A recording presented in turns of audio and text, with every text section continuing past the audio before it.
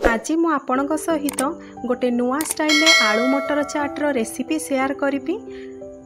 यही रेसिपीटी आलू मटर चाट्र रेसिपी टू पूरा अलगा। ता सहित बिना पियाज रसुण रे यही चाट रेसिपीटी आज आम तैयारी करिबा।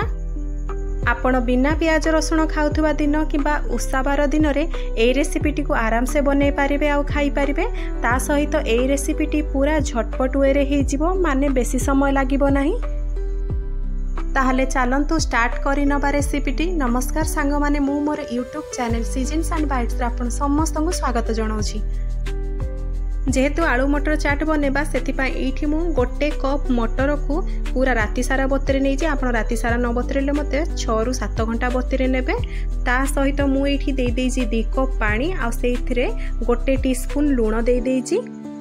एई मटर को मु प्रेशर कुकर रे पाखापाखी 4टी हुइसिल रे भल से सिझाई देइछि। आमे मटर को एठी घोल करिबा नाही, केवल ताकू सिझिया पर्यंत ताकू भल से सिझाई नबा। एबे देखंतु मु नै जाइछि एठी 2टी बड़ साइज रो आलू आ ताकू चोपा छोड़े देइछि। भल से आलू को चोपा छोड़े कि आमे भल से धोई नबा। आ मु जो परिका काटुछि सेही परिका आपण ताकू भल से काटी नेबे।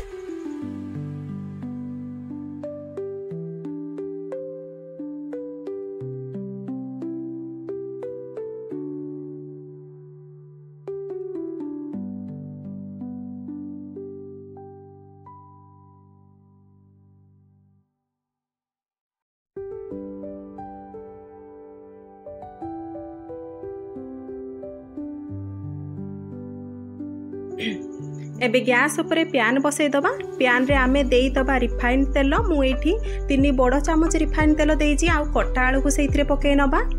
कटा आलू को आमे गोल्डन ब्राउन होबा पर्यंत भल से ताकू क्रिस्पी होबा पर्यंत भाजी नबा। प्रथमे आमे आलू को भाजी नबा, तापरे एई तेल रे माने जहा भी बळका तेल रही जिवो सेइथिरे आमे मटर को मध्ये भाजी नबा। जेहेतु आमे चाट को बहुत सिंपल बनेबा, बिना पियाज रसुण आ बिना मसला रे बनेबा, सेतिपई ताकू क्रिस्पी होबा पर्यंत आमे भाजी नेले पाटी को बहुत भल लागिबो। ता सहित मु एठी पकेई नेछि लूण, जहा कि मु हाफ टी स्पून यूज करिछि। लूण पकेई कि आमे आलू रे ताकू गोळेई नबा, जेमिति कि सबु आडू को आलू रो हमर लूण पाई जिवो।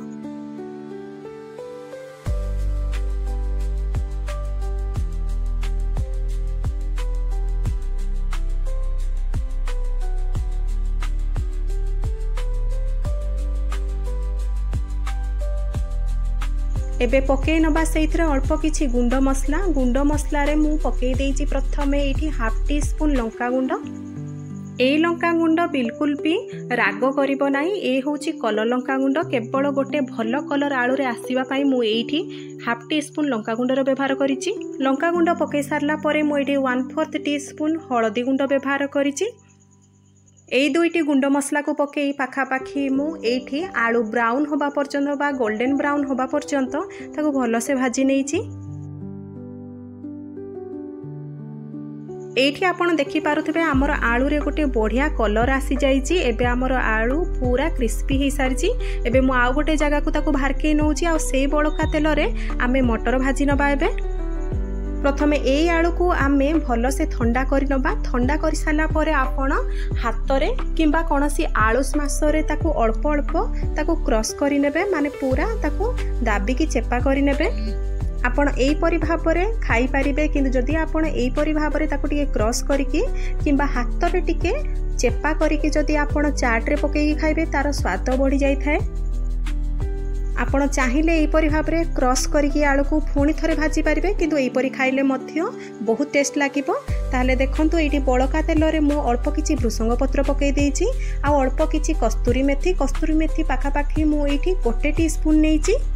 ता सहित एठी पकेई नबा सिझा मटर को। आपण एठी मटर रो टेक्सचर रु जानि पारिबे जे मटर हमर घोळ हेइनी, किंतु सिझी जाइछि, किंतु घोळ फिटी जाइनी। एहीपरि भाबरे आपण मटर को सिझेई नेबे। एबे मटर रे पकेई नबा अल्प किछि गुंड मसला रे मु एठी पाखापाखी 1/4 टी स्पून लंका गुंड व्यवहार करिछि। आउ हाफ टी स्पून एठी हळदी गुंड व्यवहार करिछि।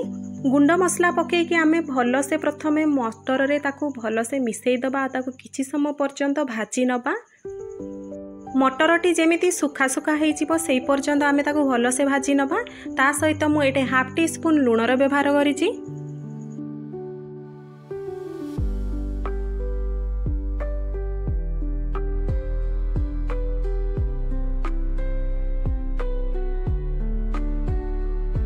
एबे पके नहीं मु सेइथिरे हाफ टी स्पून गरम मसला गुंड को आमे आराम से बिना प्याज रसुण दिन गुड़ा करे पके पारिबा जहा द्वारा कि हमर स्वाद बढ़ी थाए।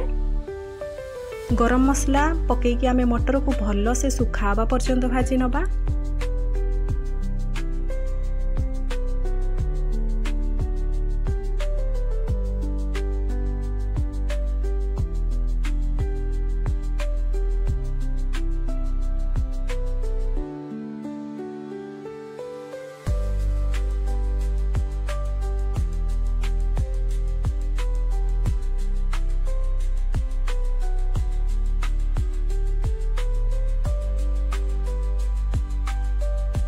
एबे देखंतु आमर मटर पूरा रेडी हो गलानी। आपण देखि पारुथिबे मटर पूरा एठी ड्राई हो गलानी। एबे गैस फ्लेम को बंद कर दबा।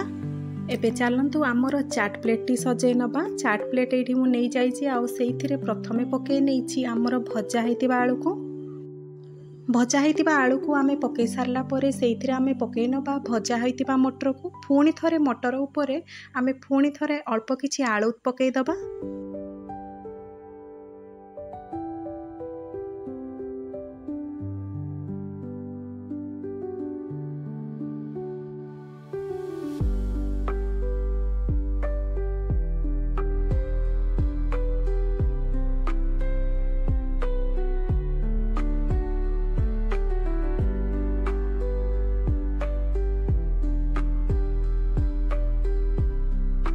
खट्टा लगे पके नबा अल्प किछि दही। आपण चाहिए इथिरे तेंतुड़ी मंड मध्य पके पारिबे। ता सहित जदि आपण पाखरे कोनोसी प्रकार चटनी अछि ताकू मध्य पके पारिबे।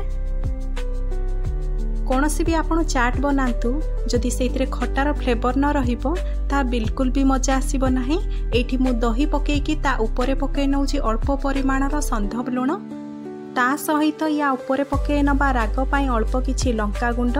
आपण जदि राग खाउ नथिबे ताहाले लंका गुंड पकेबाकू स्किप करि पारिबे। स्वाद को आहुरी बढ़िया पाई मु एठी ऊपर पके नैची कटा धनिया पत्र को। एबे रेडी हेई गला हमर नुआ स्टाइल ले आलू मटर चाट।